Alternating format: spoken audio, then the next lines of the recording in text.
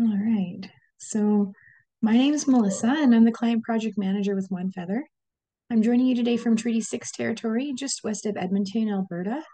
I'm a proud member of the Métis Nation of Alberta, and I'm really honored to support MNBC's general election process. I'm joined by Delaney Barlow, who's here. She's going to be moderating the chat and collecting all of your questions. She's waving hello. She's going to be collecting your questions for our candidates today.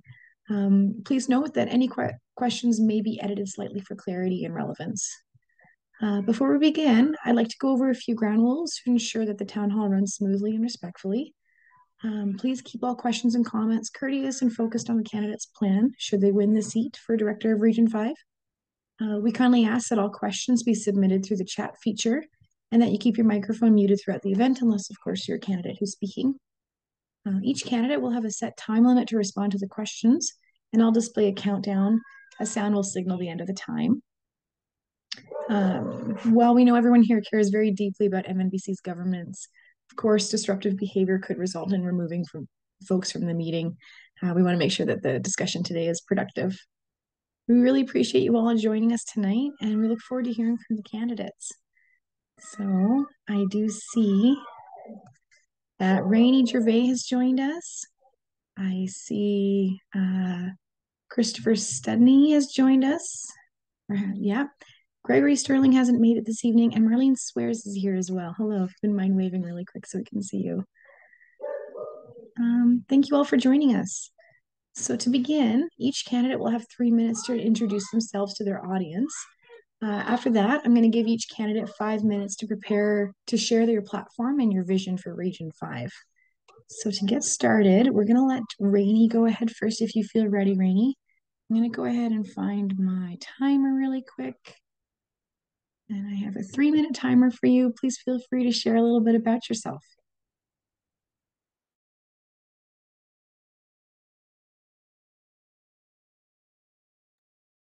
You're on mute, Rainey. Rainey, you're muted. I paused your timer for a moment.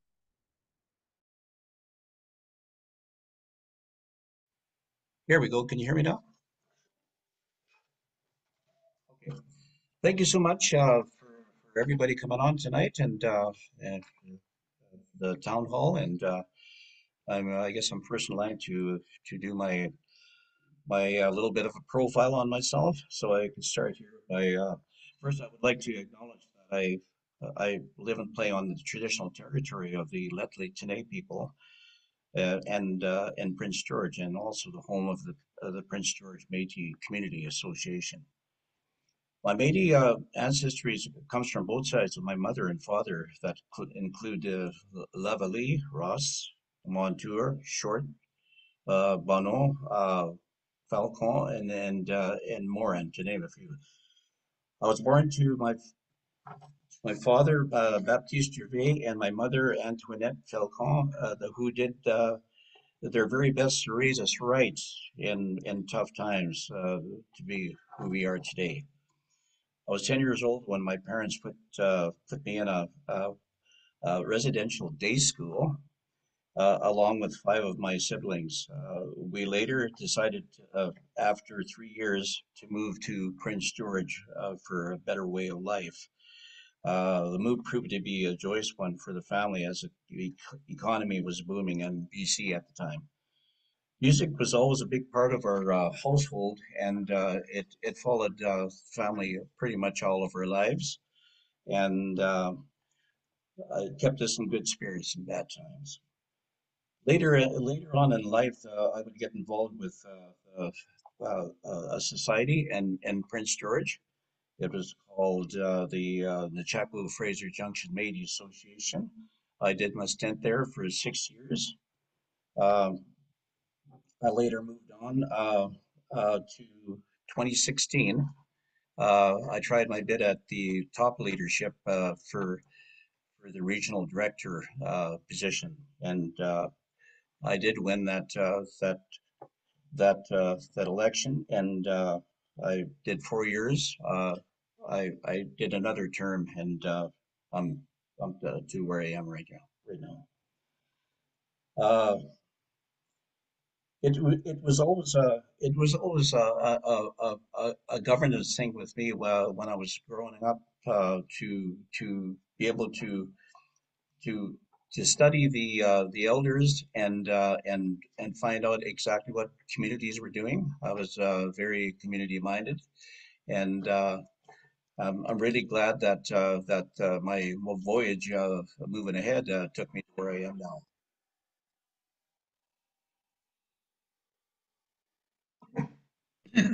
Thank you so much, Rainey. I'm sure we'll have more chance to get to know you as we move along this evening. Appreciate it. Next, we'd like to hear from Christopher Studney. Please take 3 minutes to introduce yourself.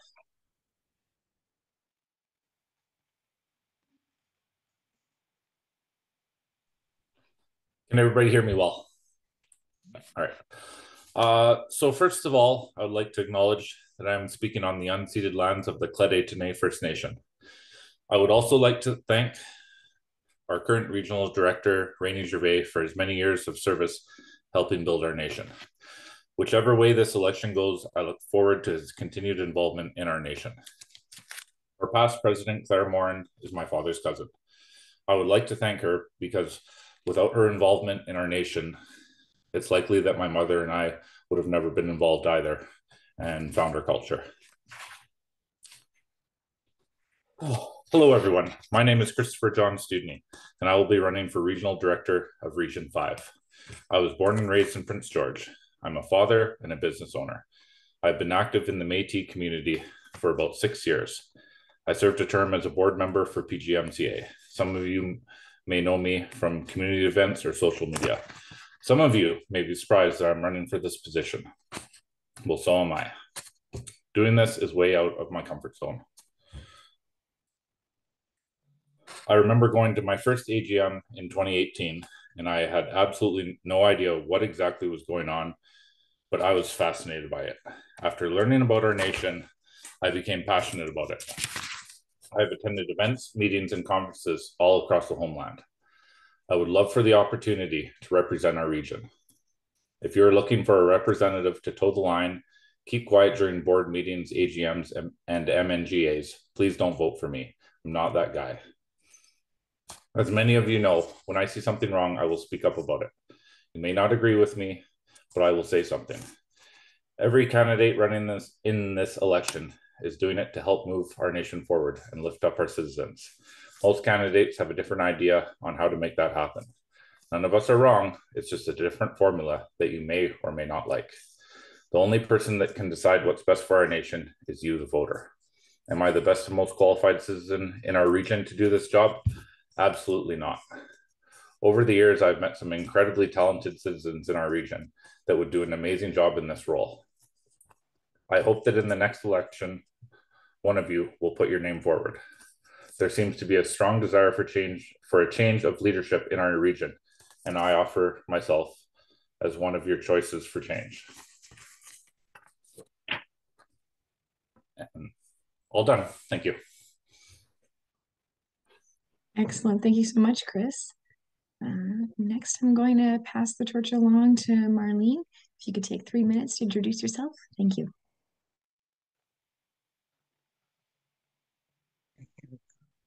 Hi. Okay, so I just seen all this writing on my screen. Sorry. I'm Marlene Swears, and I am very passionate about being Métis. I'm 67 years old. I was born and raised in Roblin, Manitoba. My family was always into the Métis politics and actually always striving for recognition of our Métis heritage. I took passion in it because for me, I think they were scared and they weren't voiceful enough. And so instead of holding bingos and that, I would ask them, how come you weren't running for politics? How come you didn't want to make a change? And I think there was that fear in them, that shame in them. And for me, I wanted to be that loud voice and say, I wanted to create a tick box in the school board and put Métis in there in our health system. We should be recognized. And that's where I was off and on for 30 years in Williams Lake when we moved here after my father committed suicide because of the atrocities of some of our families being held back. I chose to become Métis in our region. I remember the first time we held a meeting, there was 7 people. 2 of them were Newfoundlanders, First Nation, and a Métis, and myself and and one of my relatives. And we all kind of chuckled at it, but here we are, 30 years later, with a membership of over 1,000 people, and we still have relationships with the First Nation in our community, and that's where my passion has been for 30 years is making recognition and building relationships in our community to do so. A little bit about myself. I'm a widow now. I enjoyed 40 years of wedded bliss, trials and tribulations. All that Cinderella story. No, we all have trials and tribulations, and this is what we work for. I have 2 grown children and a granddaughter that lives with me and a grandson.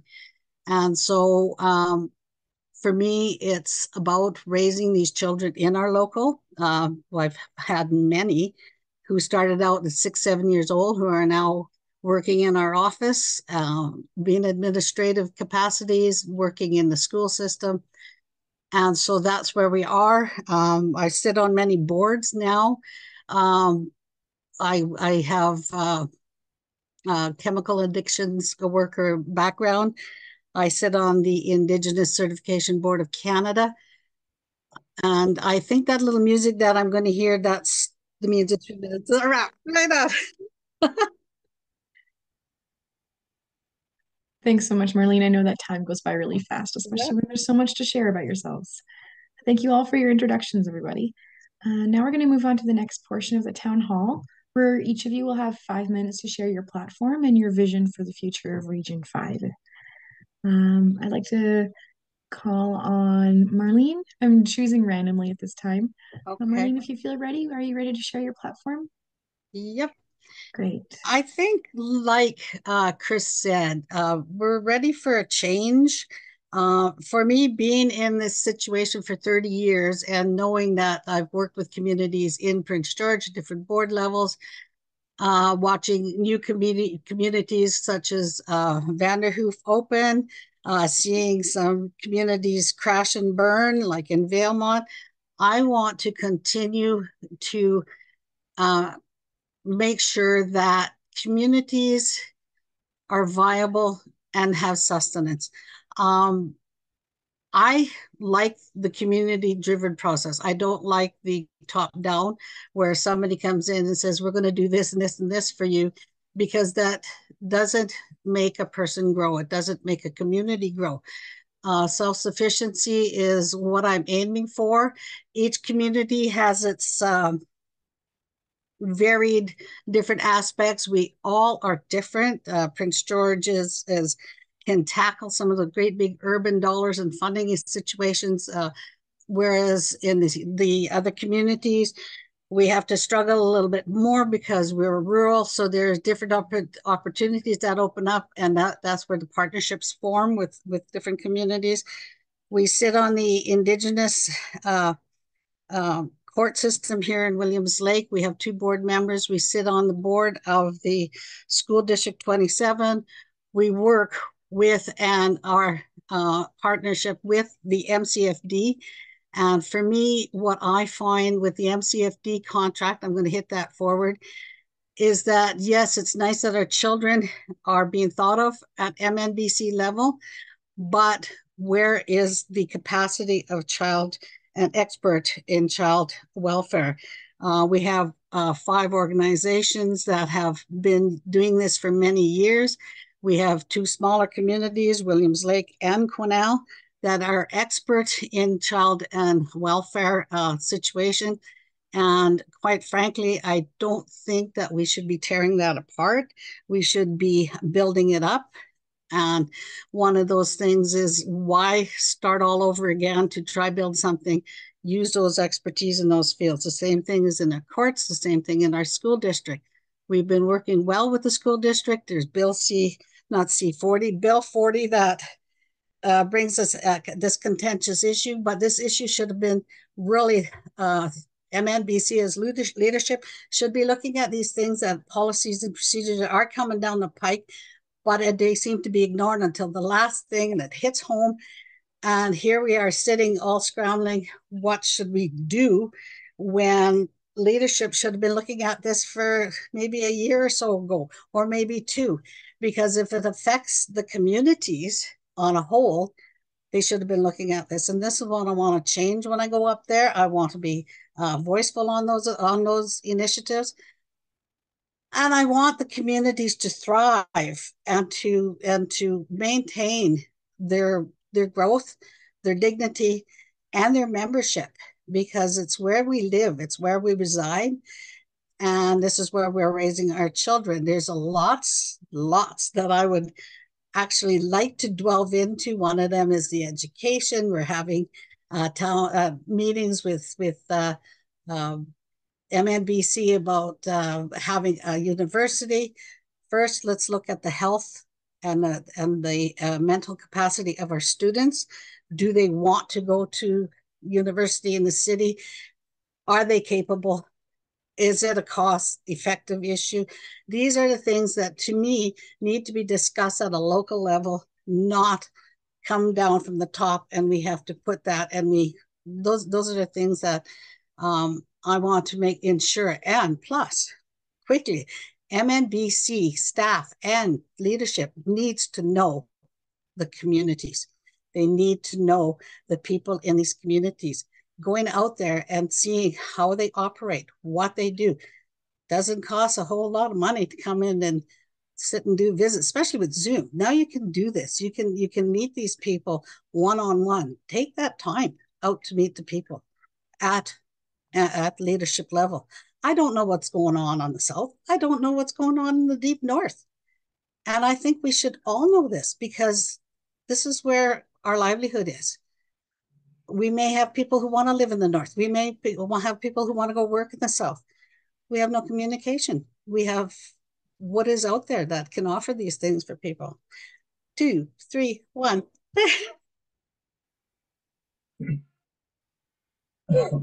Thanks so much, Marlene. Right, Rainey, do you feel ready to share your platform? Oh, for sure. Great, you have Yes. 5 minutes. Thank you very much. And I'm going to start with saying that I'm very lucky to be part of the Region 5 Prince George. Uh, my parents brought me, like I said before, and 65, and I got to know a lot about the community. I got there was elders. We moved here. We had a really good following of Métis that were living in a place called the Island Cache. We had about upwards of 200 people from all over, and it was just nice to be able to come from where I was to another community that was very much the same. So in saying that, it didn't take me too long to be able to involved in the Prince George Society back in 2000. Uh, I worked for a secondhand store at the time, and I met the same people all the time, and and it was just I just knew a lot of people. So I guess I was a natural, to be involved in a society. So I got close to the elders. Uh, just maybe going back to where I am now as the Region 5 director in the last couple of terms. I took on the role of the elders for the simple reason is I knew how to work with them. I knew how to be able to know what their needs are. And the youth, it was very close. It was a very close proximity there. And community has always been my passion. And the last 2 terms, I was lucky to be the minister of history, language, and culture, and minister of elders. So it helped me along. I guess my mission moving forward is to keep this kind of relationships going. Um, I have also a passion for housing, and I, I I work as much as I can, and try to address the needs to the elders as much as I can, and all these ministries that I held in the last 2 years have always been beneficial towards one cause, and that's to be able to work with the community. Uh, I was really lucky that way. Uh, during during that last 8 years or so, and even my stint back in 2000, I knew that I was gonna be really busy and trying to find out, just exactly how I could how I could help people, and uh, I'm still looking to do the same thing. My next thing I'd like to change in the communities is the communication of a better communication with different societies regarding well, get-togethers. We never had a really good get-togethers with the whole forest societies as much as we should have. And I know we got some great events and happening right now in Marlene's area and the New Caledonia. Uh, being Having all this that experience uh, taught me also to be able to communicate with First Nations people, and I think that's really really important to have, and it's beneficial. We did a lot of uh, uh, community gatherings and different things with those with that kind of thing. And yes, my whole intention of running is to be able to help my community in all sorts of ways.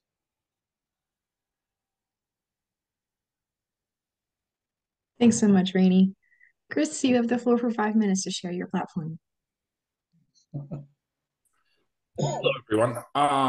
So instead of going through everything on my platform, I've decided to concentrate on a few parts of it that I have a strategic plan for. So housing. MNBC has started housing projects all over British Columbia. This is an amazing achievement.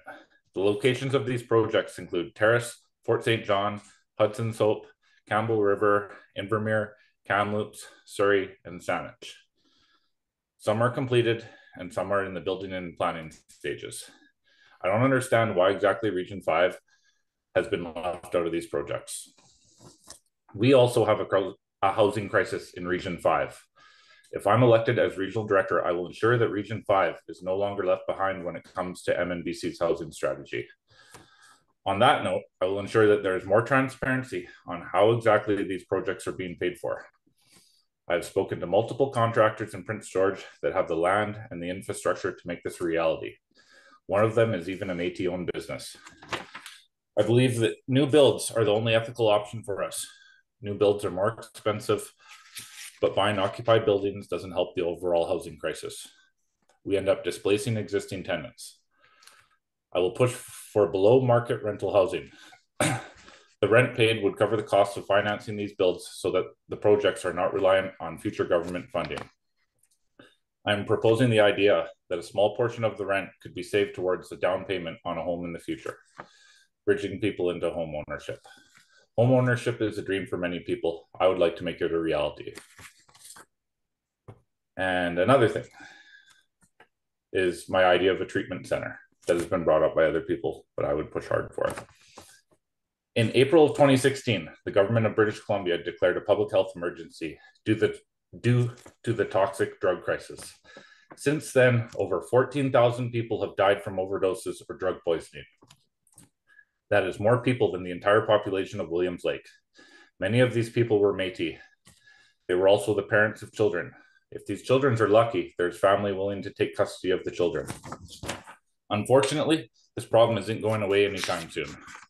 Many of the MCFD apprehensions of our Métis children are a result of drug and alcohol addiction. We need to help our people. Everyone always talks about getting our youth involved. If you care about our youth, this should be important. We are losing an entire generation. This is why I'm sorry, guys, it gets me a little. Anyways, this is why I'm proposing that MNBC opens a Métis specific drug and alcohol treatment center. I'm not sure if there's current funding for this, but if there isn't, we will find it. Most treatment centers are nonprofits that rely on government funding, so I can't see why this isn't possible. A good example of this is the Ormond Lake Healing Center operated by Carrier County Family Services. We need a safe place for our people to go to when they are ready to change their lives. Drug addiction is a mental health issue. That's also why I'm proposing that MNBC increases the funding to the Métis Counseling Connection Program that is currently paused and has a wait list for new clients. Furthermore, it should be expanded to include in-person treatment. Virtual mental health counseling doesn't work for everyone. And on economic development, I'm a proud Métis business owner. I own a few dump trucks and an excavator. If I elected, I would ensure that the Ministry of Economic Development starts to collaborate and engage with Métis businesses again. The free spirit of the Métis people make us very inclined to own our own businesses. The word Opatinisawak comes to mind. This is why so many people run their own companies. So many Métis people run their own companies. Métis businesses are required to be considered as vendors on any federally regulated projects. This does not mean that we get the contracts or the work. I've been down this road. We have to fight for them. We need an ally such as the Ministry of Economic Development. I would like to see regional and provincial Métis business conferences where business owners can collaborate and bring ideas forward. There's currently a Métis Business Advisory Committee, but I nor any other local business owners have ever even heard from them. The federal government has a mandatory minimum 5% Indigenous procurement target. This is an amazing program that our nation should be taking advantage of. Imagine MNBC turning a profit on selling goods to the federal government. Once the staff became familiar with this program, they could help Métis businesses navigate the procurement program. And lastly, and not least, education. As a Métis father, it is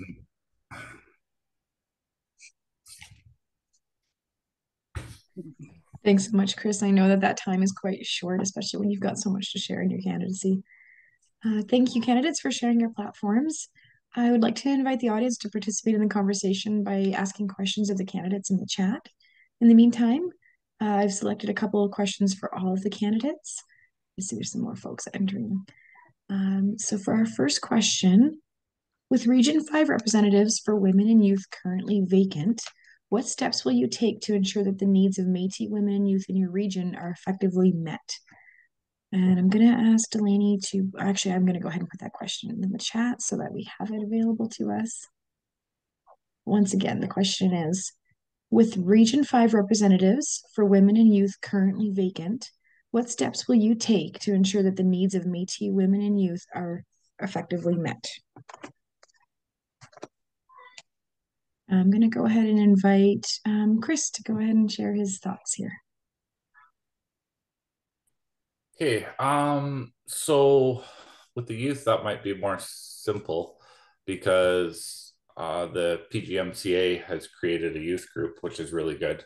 And so I would ensure that when they're brainstorming and all that and finding out what their needs are, that that's brought forward to MNBC. Honestly, for the women end, that could be difficult. I suppose just make sure that when we're getting feedback and to take the concerns of any of the community members very seriously and bring them forward to our government. Thank you.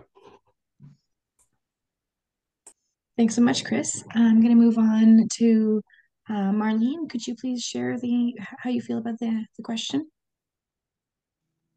For the youth and the women, what I seen up there that to me that caused me to question was, why weren't their voices being heard by the leadership up there? Um, that was my first take on it when I first went into one of those meetings. Is they wanted their voice to be heard. They wanted to be part of the regional governance system, and it's like you have a woman's representative and you have a youth representative on the MNBC board.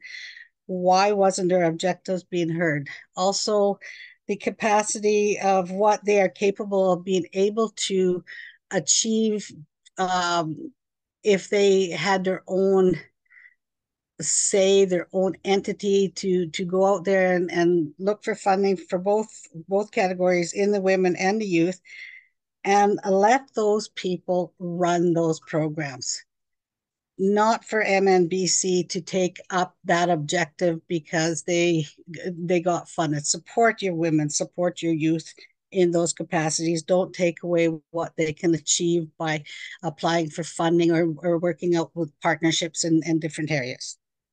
That's all I could say. Great. Thank you so much, Marlene. Rainey, I'll invite you to share your thoughts on the supporting women and youth in your region.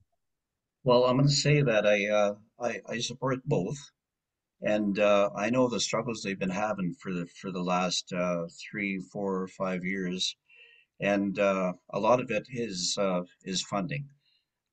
We can't hold youth groups, we can't hold women's groups unless we have a source of revenue, and it's it's just that going to be that way until until we can get a proposal writers to come in and help with this. I think it's kind of like a pattern that if the women don't see anything any uh, funding amount of funding that's going to help them get together and do their thing, uh, it's not going to be enticing to be able to run for positions. The same thing with the youth. We got to find a way to get the youth going and get them interested. And one way is maybe collaborating with the elders when they have their gatherings. Maybe uh, that's another way, and workshops. I mean, there's a lot of ways you can go to try to get to entice the youth and the women to be able to get involved. But right now, uh, like uh, Chris said, it's going to be a tough road to hoe because if there's no funding, not enough funding, I mean, it's not going to gel. So,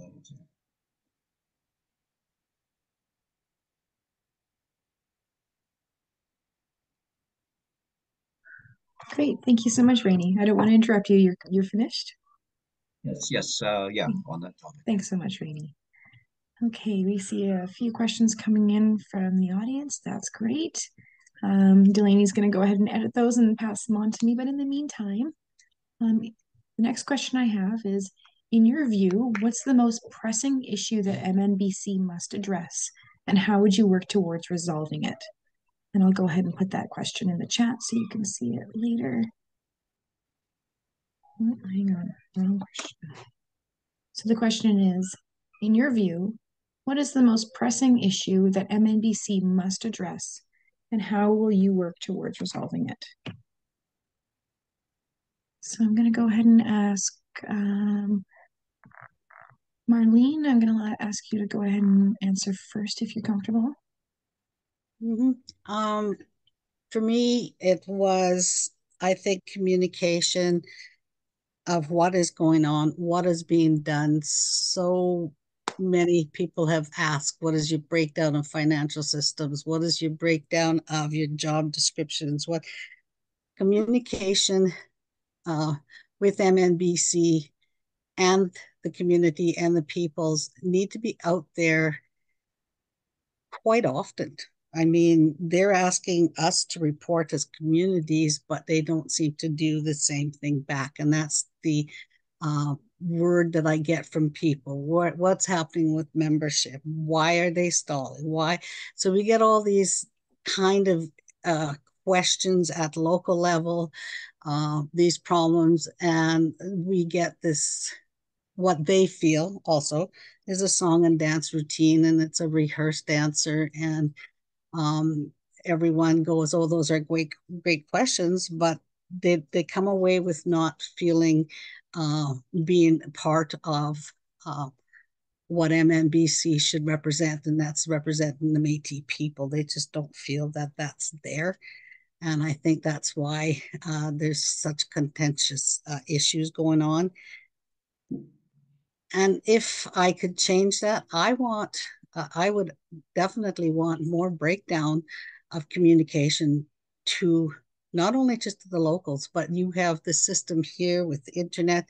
Send out a little newsletter. We don't have to pay for $1 for a stamp for a report anymore. You can do it all on email. Everybody's doing this. Get it out there.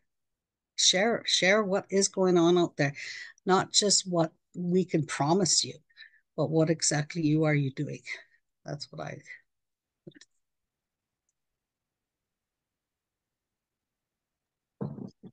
Thank you so much, Marlene. I'm going to go ahead and invite Chris to share his answer to the question.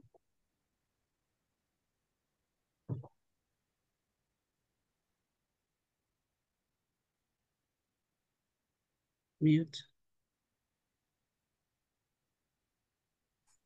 There we go. Sorry about that. So one issue, I think the biggest issue that affects kind of everybody would be also communication and consultation.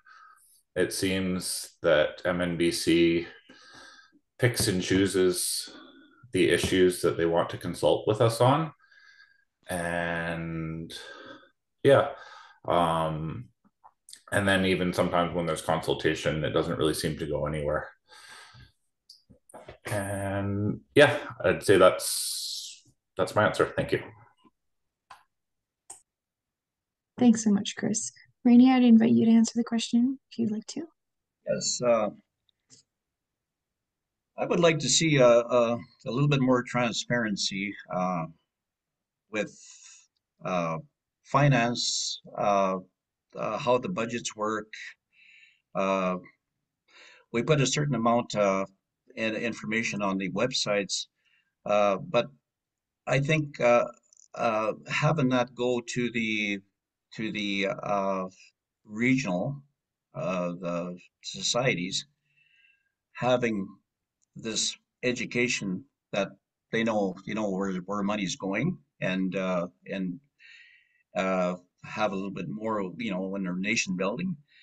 And on not only that, but the communications that that are coming out of MNBC is a little bit shy when it comes to um, you know just everything in general. Like when we put out reports, uh, different things. We have a lot of different ministries that do that, but I think the overall communication and stuff going into the top, the office, headquarters, could be a little bit better, uh, easier to be reached, better system, and I think it's would really help the societies grow and find out where they're going and where they're at.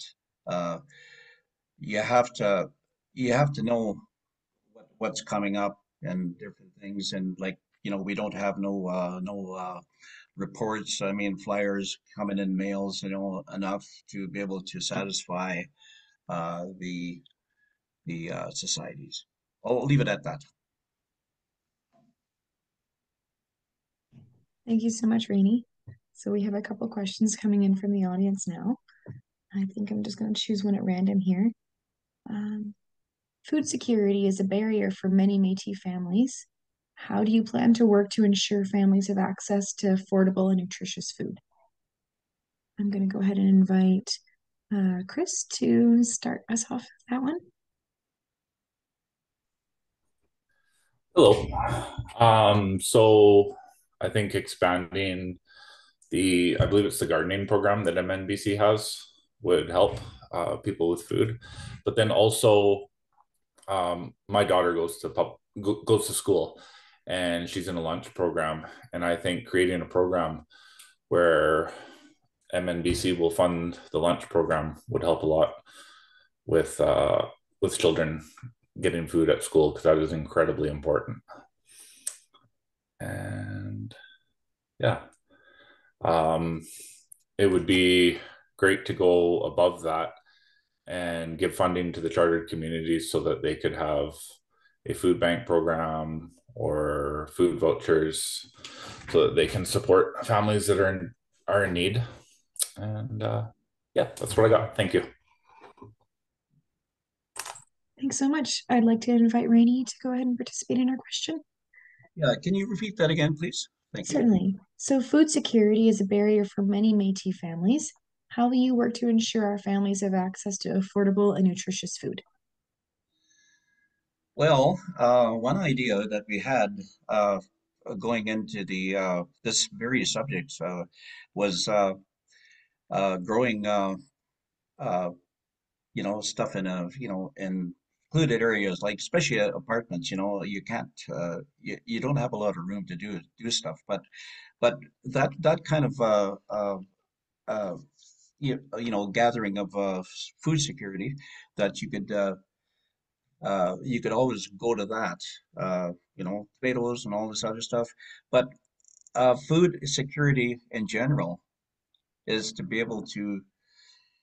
uh, be able to have a, a mission or a plan to be to be able to help your societies and different people to get the word out that nobody can starve in Prince George or Williams Lake or Quesnel or whatever. And it's volunteer to be able to get this off the ground, to make it popular, that people can join in. But it's volunteer uh, acted, I think. I'll leave it at that. Thank you. Thanks so much, Rainey. I'd like to invite Marlene to answer our question. So both Chris and Rennie gets my mind to thinking is that yes, we can probably do a lot more with what we have in our communities by sharing and by volunteering and what's out there. I know in Williams Lake we offer a free store where people donate, and we give everything away free.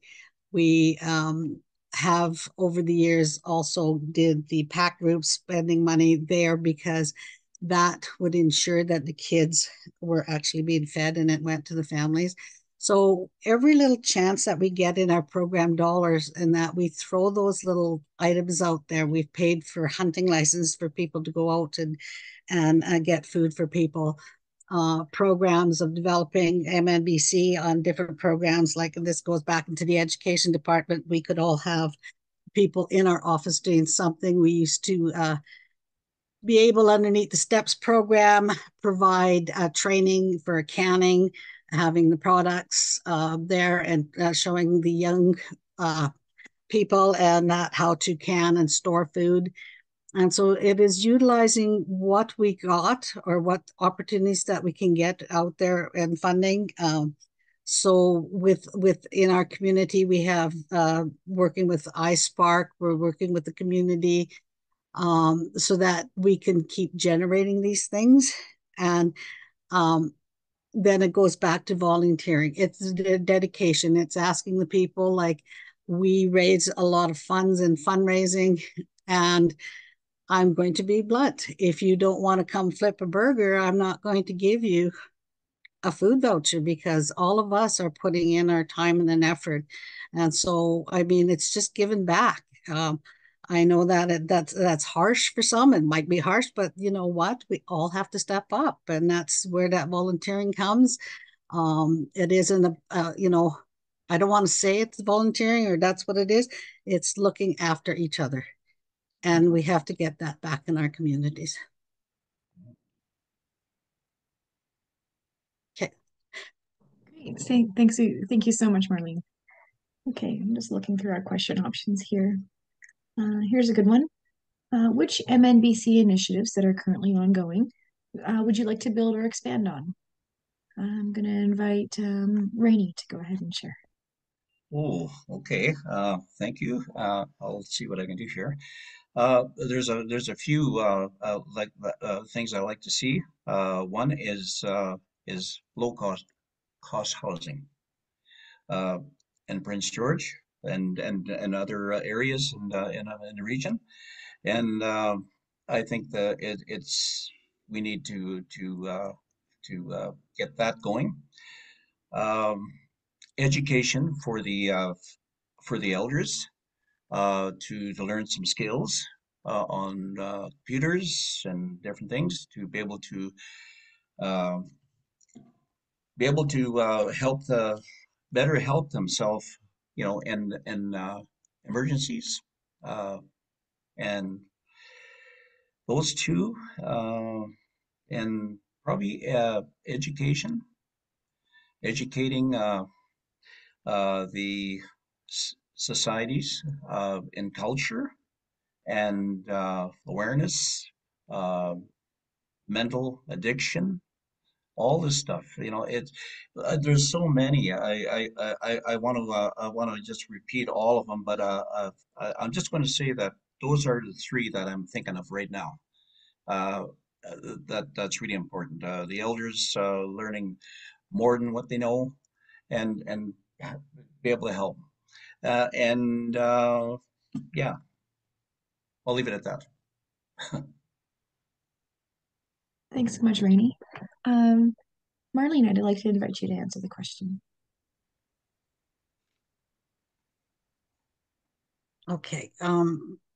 Definitely, I would like to take a step back on that housing project that MNBC did. On one of the things, on one of the questions, or maybe I think it was neglected or forgot or not on the radar, is that we did come out looking as Métis citizens that we owned our own homes.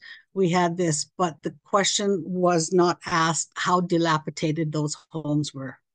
Because some of the elders have their own homes. Some of the people that came in the booms in the logging industry when they first there, they have that, but their homes are dilapidated.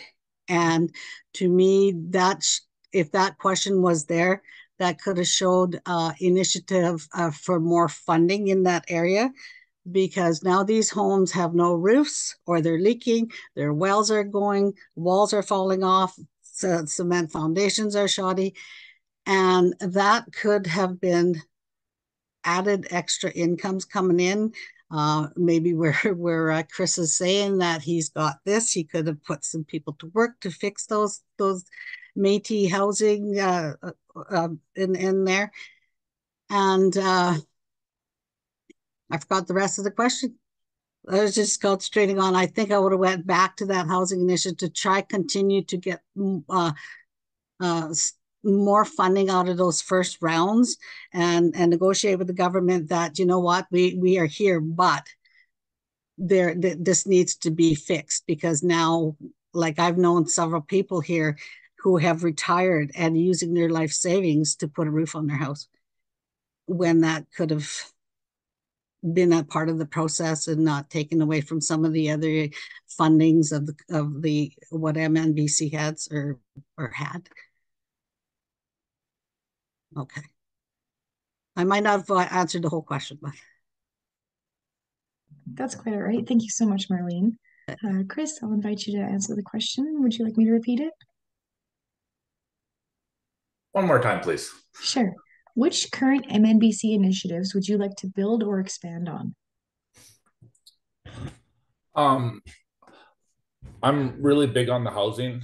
I think it's a wonderful investment because when we do build these buildings, it's like a legacy forever. The people that are the families that live in these, their children might end up renting them in the future. And provided they're ran properly and economically sustainable, they will be there forever. And I think that's very important. Um, I would also,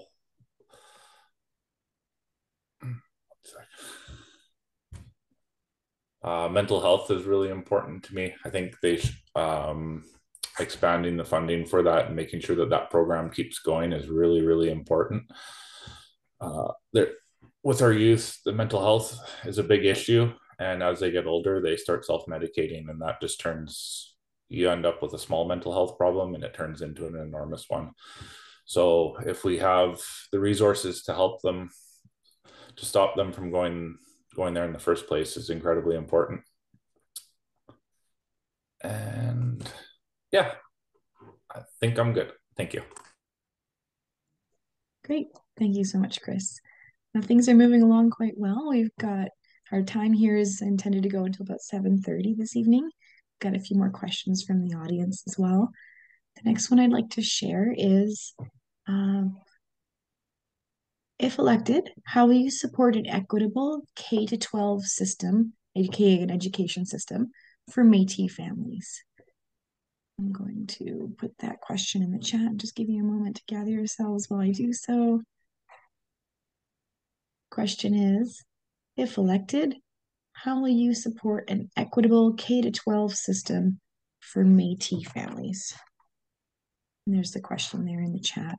Marlene, I'd like to invite you to answer. Ready? Definitely get yourself into that school system. Get into working with your school districts. I know that's hard because we are all running on a volunteer system, but I also know that some of the Métis people that are in the school system are now teachers, and there are some people who are very, very interested in that, and it's putting yourself out there with that. In our community, we've been sitting on that board for 30 years, and they invite us to teas or whatever that we have, but we also have the problem of people aging out, so there's no interest. So now we're in the influx of reintroducing stuff, these young moms with their kids and stuff like that. So it's going out there and finding out these people who will give a couple of hours a week to go sit with the school board and offer up what you have in your community, because every community is diverse. It could be big and small activity, and that's what you'd have to do is go out there and show. I'm being tasked with looking after Balacoola. That's a 6-hour drive down a mountainous hill, and I don't know how to look after 38 kids. So we're going to try and open that door, but I don't mind that. It's just the parents have to step up and be the voice also, because that's all we can say is be a part of the system.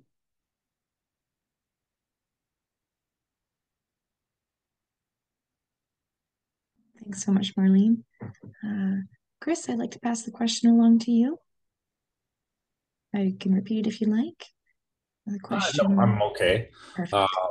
I might be cheating a little bit because this falls into the one I didn't have time for.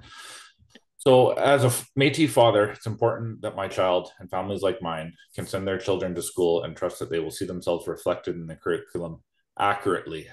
It's very important, accurately.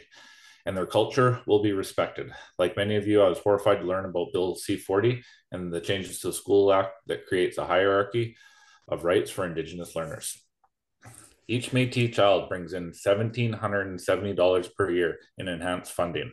If the school district are collecting this money on behalf of our children, I promise you that I will work tirelessly with our board of directors to ensure that they are held accountable for every dollar. Our children receive no support from age 9 until they attend post-secondary education. This doesn't make sense, and it's not okay.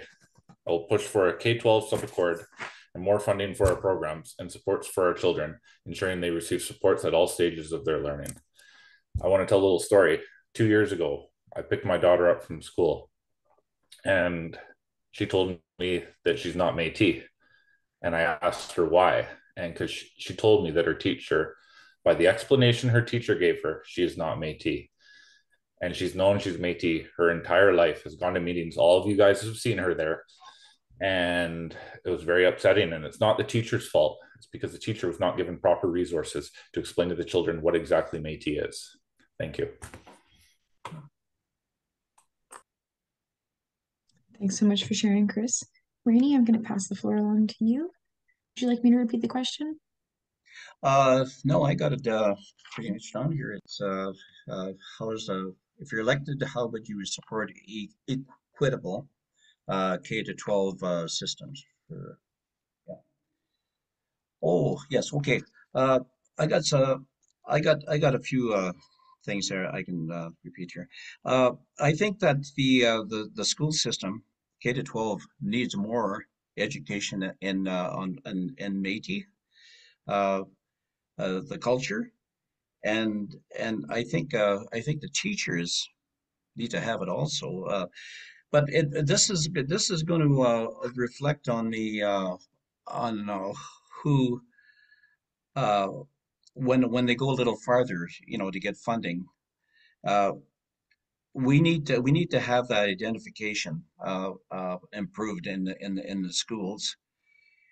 And as far as the safety, I think all kids need to be safer than they ever were before. To be around playgrounds, and I see it all the time when kids are hanging around there a little bit too late. But I think we have to parents got to be do their diligence to be able to curb that too. So it's to me it's the culture that are going into schools that need to be a little bit more. Um, and we need to be identified. Our kids need to be identified, so nobody's phoning parents and saying, this and that.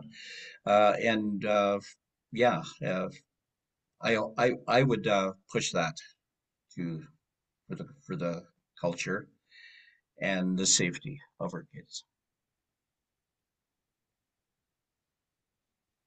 Thank you so much, Rainey. Appreciate it. Okay, the next question I have, this might be a bit of a hot button issue. What is your position on Bill C-40? I'm going to go ahead and put that in the chat here too.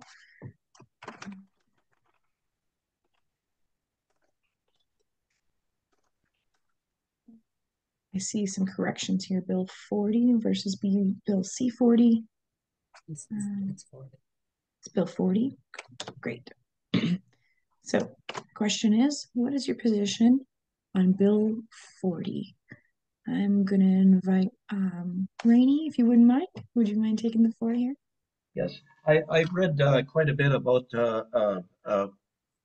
BC40, and it is really not fair. I for everybody, and I think we need to whatever we try to fix it is got to be it's not a federal problem but more of a provincial problem. uh, and I think we have to work at it. We have to take it to the communities and have them read it and be able to understand it, that how how it's imperfect. It's not the way we want it as running our Métis children. So I'm going to leave it at that. It's getting everybody more more educated in it to be able to deal with it and make it better.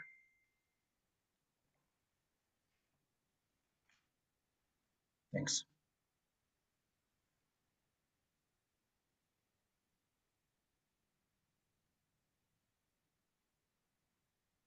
Cool. Finished.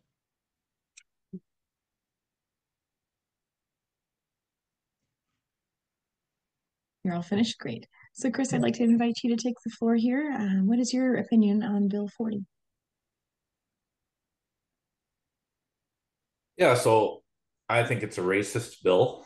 Um, it's basically stating that First Nations children are more important than our children, and yet our children are getting that funding.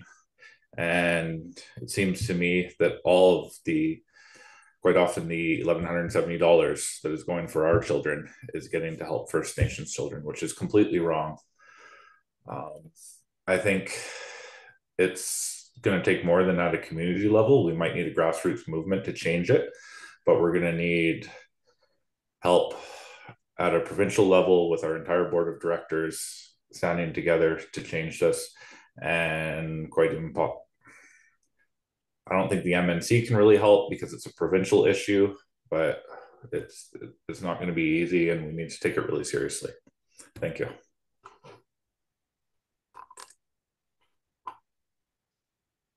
Thanks so much, Chris. Marlene, I'd like to invite you to answer the question too, please. When I first read Bill 40 and I questioned our school board about it last fall, and I brought the director in and wanted to discuss where this was heading. That to me, the Minister Singh is paper brushing it. What is it? The paintbrush. All his idea of what an Indigenous person is.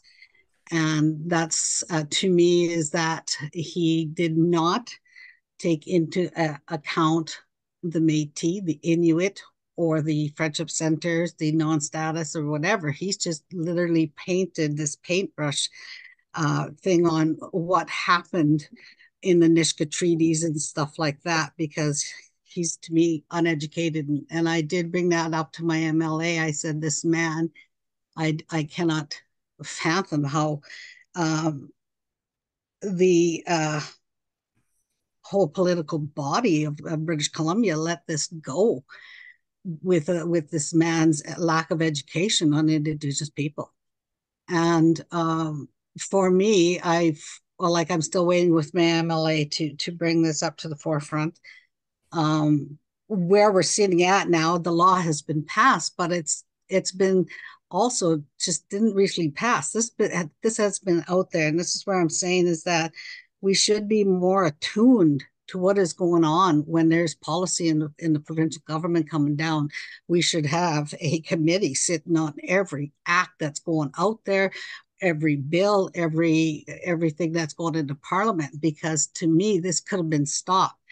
And if it's affecting, and I do, and we bring in $100 and some $1,000 into our school district alone, I can imagine, and it's only because our school district worked with us is that we've got the numbers and we've got the stats because they shared with us. And there are some areas that school districts don't share this information with the Métis, and that in itself is got to be really publicly put out there, is that if you have 3 children per household in your community, let that school board know that you want that money to sit until there's discussion at the table about this. That's a lot of money going out there, and it needs to be either put in escrow, stopped, because it's not going to First Nations. And I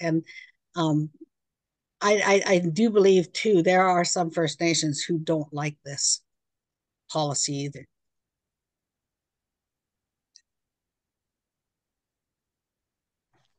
Thanks so much for sharing. Chris, did I give you an opportunity to share yet?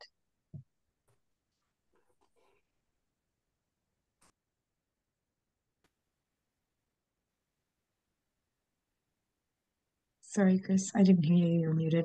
I just want to confirm that I gave you the opportunity to answer the question about Bill 40. Yes, I did get a chance to share. Excellent. Thank you, I don't want to miss anything.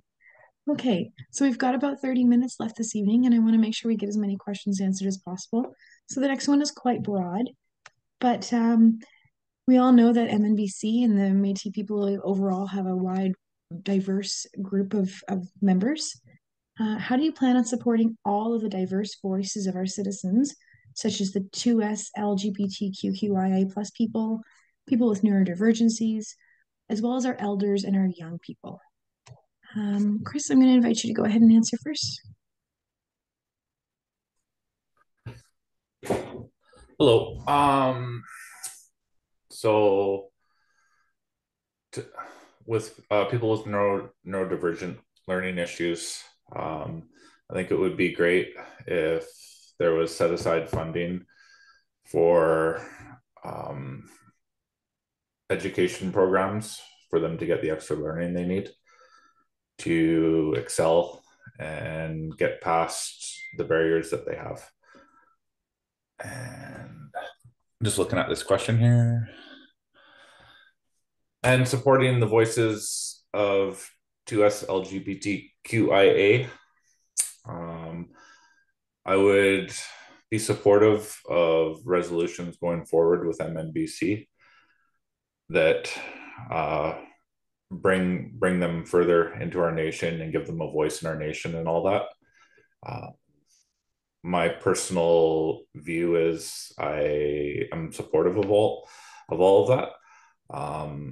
And one sec here.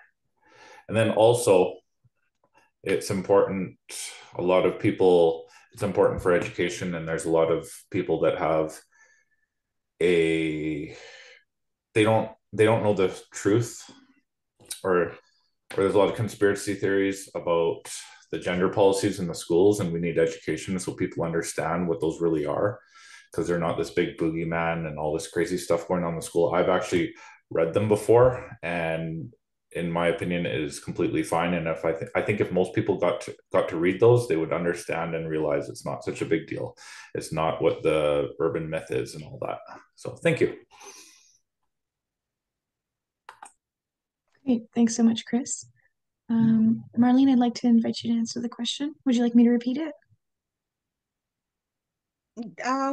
No, I don't think so. I think I got it.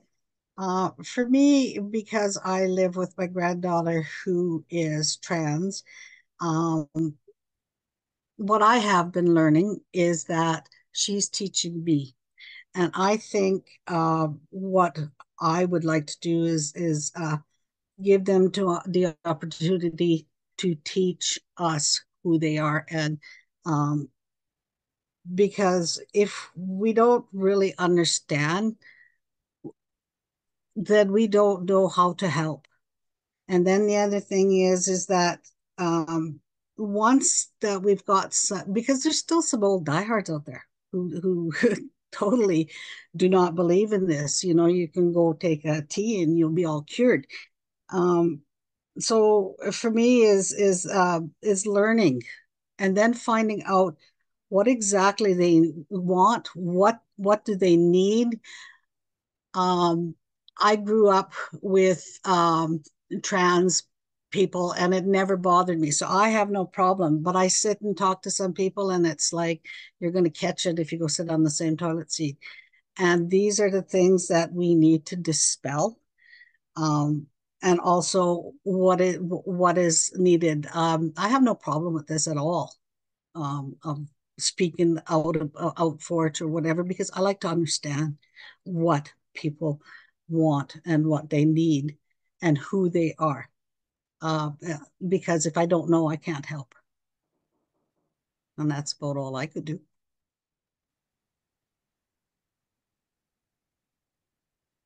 Thanks so much, Marlene. Rainey, I'd like to invite you to take the floor. Yeah, Melissa, can you repeat that again here? I just Certainly. So the question was, how do you mhm. plan on supporting all of the diverse voices of our citizens, such as the 2S LGBTQIA plus people, folks with neurodivergent challenges, as well as our elders and our young people? It's a big question.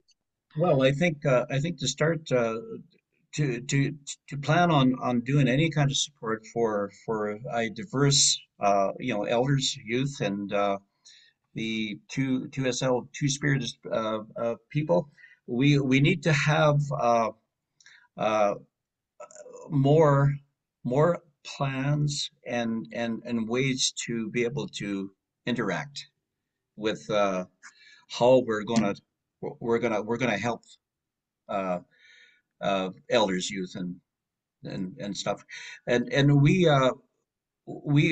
I think it's just a matter of teaching ourselves, uh, finding uh, the stuff to be able to help on the websites and stuff like that. But we it is important. It's very important that and we need to get it more in the communities. We have to get it roaming around in communities to be able to get more and more to people to learn more about it, about how to help, and period. Yeah, I'll leave it at that. Great. Thanks so much, Rainey. So I think this evening we have one more time for one more question before all of our closing remarks. So the last question I have is from the audience, and it says, how will you ensure that Métis Section 35 rights are protected in the social sector? I'm going to go ahead and drop that one in the comments, in the chat here. So the question is, how will you make sure that Métis Section 35 rights are protected in the social sector? Just going to copy it in here while I give you a moment to gather your thoughts.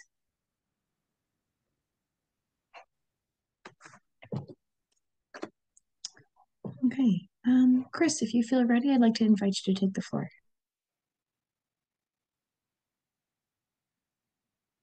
If somebody else is ready to go, I'll let them go first. If not, I'll go. No takers? Okay, I'm on. Can you say the question one more time, please? Certainly. So, how will you ensure that Métis Section 35 rights are protected? So we have non-site specific Section 35 rights. So those would include health. I would ensure that there's continued funding for the Ministry of Health and that they're able to work with the health agencies in their areas to continue advocating for our citizens. Another one would be children and families, which we're working on. And I would, as some of you know, I'm close to one of the service providers, and so my ear would be to them, and I would advocate for them as much as I can, with no strings attached or anything like that, and let them continue being independent because they've been doing an amazing job at it so far. And yeah, that's it. Thank you. Great, thanks so much. Rainey, I'd like to invite you to answer the question if you're ready. Sure. I think by ensuring the protection of Métis 35 rights in social sector is mainly by giving the Métis citizens a voice to be able to talk about it and make sure they're confident that it's rolling the right way. I think that Métis 35 rights has never been more popular or talked about than it is today because of how uh, we're dealing with First Nations and everybody else to understand, you know, and the province and that we have our identity and we have our rights to protect ourselves. So it's mainly educating and making sure that the citizens know where they're going and what they can do about it. Educating. Thanks. Thanks so much, Rainey. Marlene, if you're ready, I'd like to invite you to answer the question.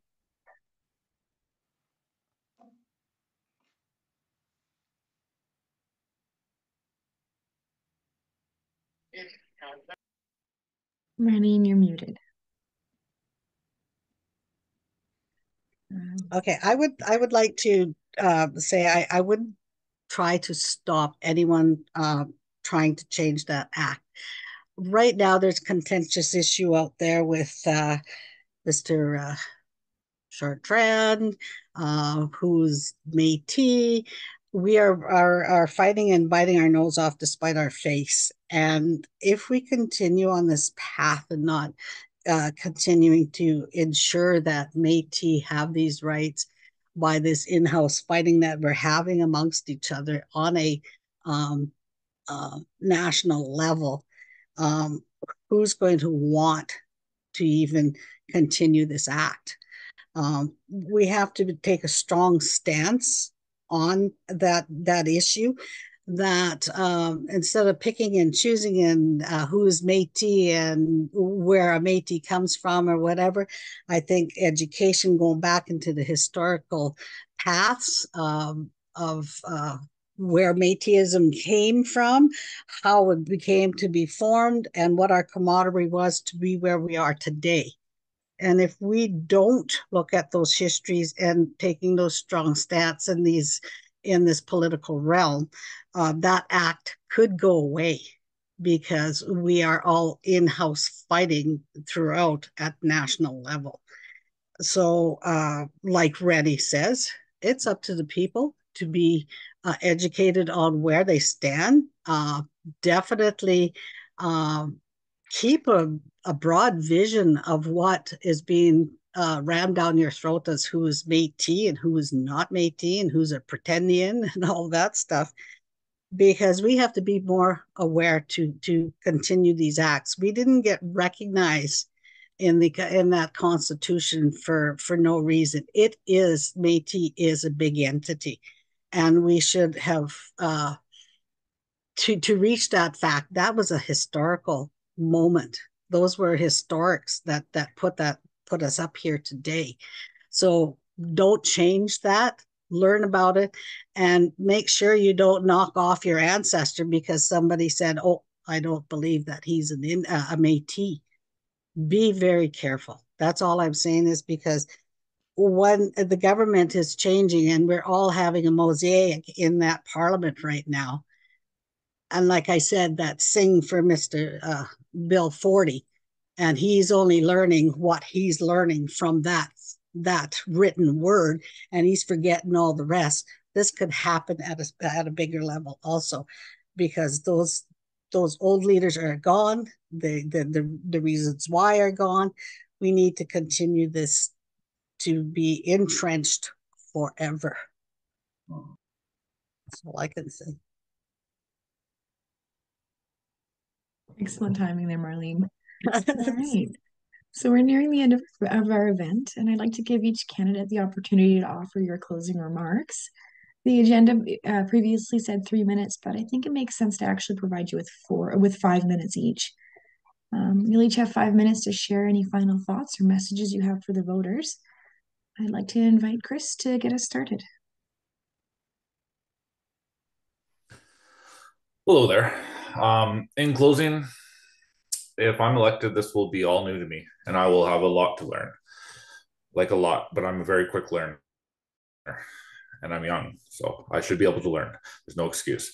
That being said, I'm fully committed to ensuring Region 5 is well represented at the table. I'll bring forward the needs and the concerns of all citizens in Region 5, not just Prince George.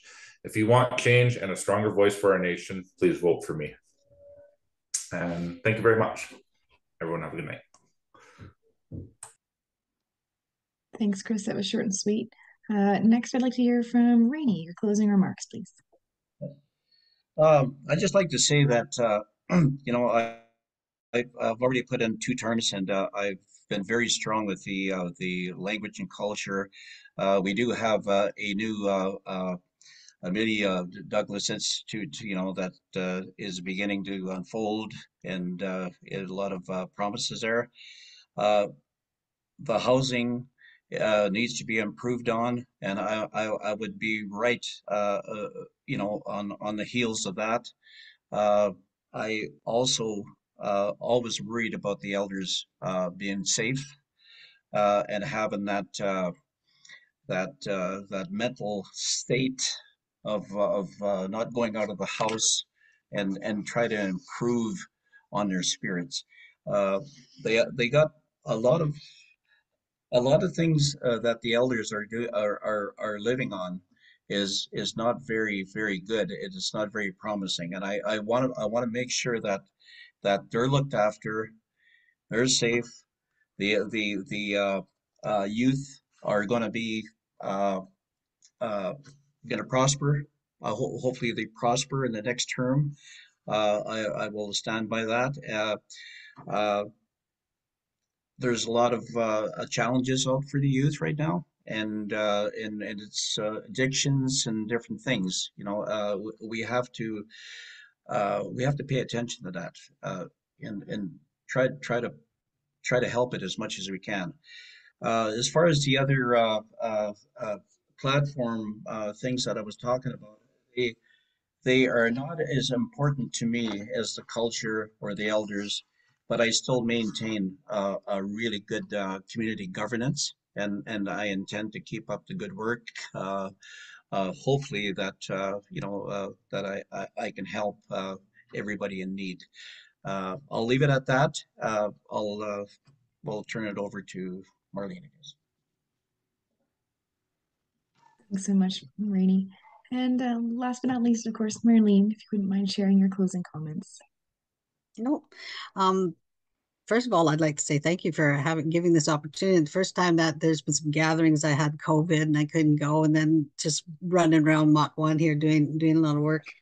Um, if you vote for me for president, for regional director, um, it's neither here nor there because I want to ensure that I'm going to stay in this capacity, and everyone has their expertise on here on the board that I would tap into for resources to find out things. I really enjoyed Chris this past week because if it wasn't him for reminding me, I mean, that's what I want to continue utilizing. I want to utilize what you have in each community so that I would help you grow, and I would offer up what I can to ensure your community grows. But it is also using what your community has to offer itself, and to tap into all your resources, whether it be the youth, the elders, and to ensure that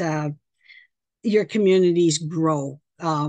This is a really volatile time with this drug, stuff going on. It's scary. The break-ins, it's getting worse. And do I want to take a hard stance on it? You know what? Part of me is saying it's time to set some boundaries. And whether it's for our people or not, I like Chris's idea. We do need, chemical addictions treatment centers, and it shouldn't be just one. It should be in having to get these people there. We can't send everybody to the island. We can't send it to the Kootenays. We need to have one in every region where the capacity can fit. Sometimes I think, putting a resource center like that in a city, I've brought people out there, and as soon as I drop them off in Prince George, they're gone. So, making it country in the country more relaxing, let them get back to Mother Nature, things like that. I would try everything. I still have a lot of ideas that I would like to push forward into the communities. I would also like to help communities expand on what they do because it's what they're capable of doing and what their capacity would allow them to do because of the diversity in each community. Mm-hmm. I guess that's all I can say is that I will still be a pest to every each and one of you because I'm Métis, and that's what I want to do. I want to make sure that when they come and get at me, it goes out there, and I go out there and find that stuff for them because I'm not going to stop. I enjoy the people that I've met over the years. I've lost many people. I'm also very cautious of some of the people who make this as, I'm very scared of the other sector. And to tell you the truth, there's always going to be another sector that's always going to question you, and there's always going to be a group. And it is up to us, I think, as a leadership or an organization, that we are aware of that, and that those needs are met also, because that's why people turn to these other peoples, because they're not satisfied. I enjoyed this. I was really nervous, but I totally enjoyed this. It's nerve-wracking, and it's a big commitment. And I'm 67, and do I want to do this? Some of me says yes. Young like Chris, yeah, I'd go for the gusto for another 40 more years, because that's exactly what I have in me. Because that's all it is. I've been fighting for Métis stuff since I was 17 years old, and I'm not going to stop now. So, thank you, everyone. Yeah. Thank you so much, Marlene. And yeah, I agree with you. It's very vulnerable to put yourself out there, especially with your political opinions. Yeah. But I want to thank each of our candidates for your thoughtful participation this evening. And of course, thank you for everybody who joined us this evening. Your engagement is super important to the future of Region 5 and MNBC as a whole. Before we close, I want to remind you that a recording of tonight's town hall and the other town halls will be posted on the MNBC YouTube channel in the next few days. We encourage you to watch it again or share it with anybody who might have missed this evening. With that, I'd like to officially adjourn the town hall. Thank you all once again, and have a wonderful evening. Thank you Thanks very to much. you, Melissa.